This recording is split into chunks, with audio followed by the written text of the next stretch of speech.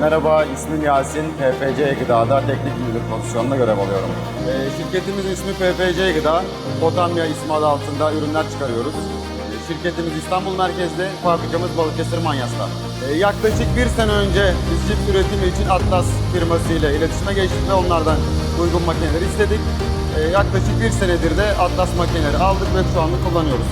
Genel olarak Atlas firmasından memnunuz. Destek olsun, iletişim olsun çok kuvvetli bizim için.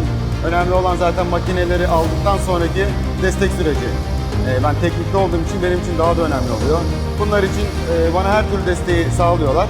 Bu yüzden kendi adıma en azından çok iyi destek olduklarını söyleyebilirim. Kübra Hanım ve İbrahim Usta'ya tekrardan teşekkürlerimi iletiyorum.